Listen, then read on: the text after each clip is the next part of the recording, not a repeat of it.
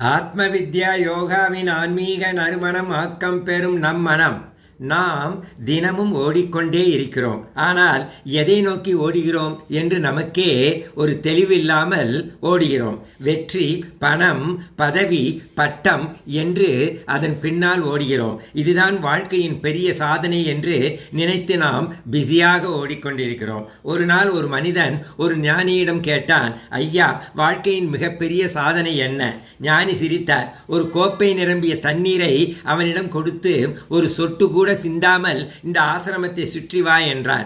அவன் மெதுவாக நடக்கிறான். அவன் கண்கள் முழுவதும் அந்த தண்ணீரில் தான் இருந்தது.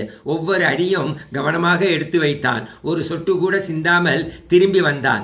ஞானி கேட்டார், வழியில் இருந்த அழகான பூங்காவை பார்த்தாயாம்? பறவைகளின் குரலை கேட்டாயாம்? மக்கள் சிரித்ததை கவனித்தாயாம்? அவன் சொன்னான், இல்லை ஐயா, என் கவனம் முழுவதும் தண்ணீரில் தான் இருந்தது. அப்போது ஞானி சொன்னார், இதுதான் வாழ்க்கை. பயம், வெற்றி, பிறரின் எதிர்பார்ப்பு, இவை சிந்திவிடக்கூடாது என்று நினைத்து நாம் அவற்றில் மட்டும் கவனம் செலுத்துகிறோம். அதனால் வாழ்க்கையின் அழகை ரசிக்க மறந்து விடுகிறோம்.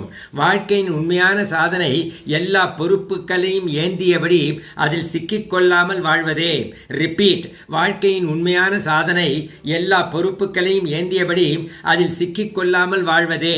Life is not just about holding on, but also about letting go. Don't just survive life, experience it. வாழ்க்கை ஒரு கடமை மட்டுமல்ல, அது ஒரு அனுபவம். பொறுப்புகளை ஏற்றுக்கொள்ளுங்கள், ஆனால் அவை உங்கள் மகிழ்ச்சியை மறைக்க விடாதீர்கள். இன்று வாழுங்கள், இன்று நேசியுங்கள். Love today and live today. இறைவா நன்றி.